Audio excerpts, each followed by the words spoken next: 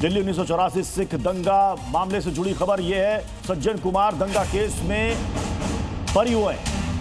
Rouse Avenue court ने फैसला लिया है जनकपुरी विकासपुरी हिंसा केस में, जिसमें पहली एफआईआर जनकपुरी की हिंसा से जुड़ी हुई थी, जहां पर 1 नवंबर 1984 को सोहन सिंह और उनके दामाद अवतार सिंह की हत्या कर दी गई थी। जबकि दूसरी एफआईआर विकासपुरी की घटना से जुड़ी हुई थी, जहां पर 2 नवंबर 1984 को गुरचरण सिंह को जिंदा जला दिया गया था। लेकिन अब इन दोनों मामलों में सज्जन कुमार बरी हो गए हैं। और अब बढ़ते आगे, एक बड़ी खबर आपको यूपी के बुलंदशहर से बताते हैं, जहां पर एनकाउंटर हुआ है। 3 बदमाशों से पुलिस की मुठभेड़ हुई। गैंगस्टर एक्ट में वांटेड थे ये बदमाश। गोली लगने से 2 इनामी बदमाश घायल हो गए। 3 बदमाश भी गिरफ्तार किए गए। इन पर दर्जनों केस थे। 25-25 हजार का इनाम भी इन पर घोषित था। बदमाशों पर टप्पेबाजी, छिनैती, लूट और डकैती जैसे कई गंभीर अपराध दर्ज थे। गिरफ्तार बदमाश अनुज वर्मा पर 17 मामले और हनी वर्मा पर 12 मामले पहले से दर्ज थे। बदमाशों के पास से अवैध असलहा, कारतूस और बाइक भी बरामद हुई है। सहारनपुर में पुलिस ने एक्शन लिया है। गो तस्कर कल्बे हसन का एनकाउंटर हुआ है। कल्बे हसन के पैर में गोली लगी है और उसके बाद उसे पकड़ लिया गया है और इसके पास से तमंचा, कारतूस बरामद किया गया। कल्बे हसन पर पहले से कई मामले दर्ज है और आखिरकार ये पुलिस के शिकंजे में आया। बड़ी जानकारी इस वक्त की आपको दे रहे हैं। 2 तस्वीर आपके सामने, बुलंदशहर और सहारनपुर की तस्वीरें देखिए, जहां पर बदमाशों का एनकाउंटर किया गया। एक तरफ 3 आरोपियों से मुठभेड़ के बाद पकड़ा गया, एक तरफ गो तस्कर को पकड़ा गया। उत्तर प्रदेश में योगी फोर्स ऑपरेशन का टीम जारी है। इसका सहारनपुर में एक कॉकश एनकाउंटर के दौरान हुआ लंगड़ा। प्रतापगढ़ में 2 तो बुलंदशहर में 3 शातिर बदमाश हाफ एनकाउंटर के बाद हुए गिरफ्तार।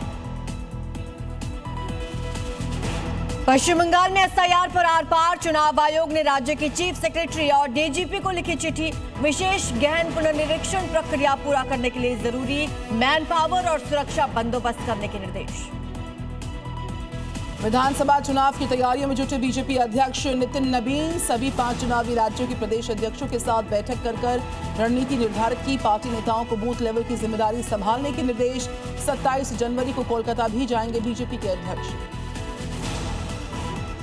दिल्ली के मंगोलपुरी में 22 साल के युवक की चाकू से गोद कर हत्या, हमले में दूसरा युवक घायल। वारदात के बाद हमलावर फरार, तमाशबीन बने देखते रहे लोग। सीसीटीवी में कैद पूरी वारदात। नोएडा के इंजीनियर युवराज की मौत के मामले में दूसरी एफआईआर दर्ज। 5 लोग नामजद आरोपी बनाए गए। कोर्ट ने बिल्डर अभय कुमार को 27 जनवरी तक न्यायिक हिरासत में भेजा। राज्य सरकार ने कहा लापरवाही के दोषियों पर कड़ी कार्रवाई होगी। मध्य प्रदेश के भोजशाला में विवाद मामले में हिंदू पक्ष की याचिका पर सुप्रीम कोर्ट में सुनवाई। हिंदू पक्ष की बसंत पंचमी पर नमाज रोकने और मां सरस्वती की पूजा की इजाजत देने की मांग। अयोध्या के श्री राम मंदिर में रामलला के प्राण प्रतिष्ठा के 2 साल पूरे। दुनिया भर से लाखों श्रद्धालुओं के पहुंचने का सिलसिला जारी और आज भी भारी संख्या में लोग पहुंचेंगे। उम्मीद है सुरक्षा पुख्ता रहेगी। स्विट्जरलैंड के दावोस में डोनाल्ड ट्रंप ने दिया बड़ा संकेत, कहा अमेरिका और भारत के बीच अच्छा व्यापारिक समझौता होगा। पीएम मोदी को शानदार शख्स और दोस्त बताते हुए बोले, मैं उनका बहुत सम्मान करता हूं। ग्रीनलैंड पर नरम पड़े अमेरिकी राष्ट्रपति ट्रंप के तेवर। यूरोप पर टैरिफ लगाने का फैसला किया रद्द, कहा पूरे आर्कटिक क्षेत्र से जुड़े भविष्य के समझौते का फ्रेमवर्क तैयार हो गया है। T20 वर्ल्ड कप को लेकर बांग्लादेश को अल्टीमेटम। आईसीसी ने कहा भारत में खेलो या टूर्नामेंट से बाहर हो जाओ। शेड्यूल में किसी तरह के बदलाव से इनकार। बीसीबी को जवाब देने के लिए 24 घंटे की मांग।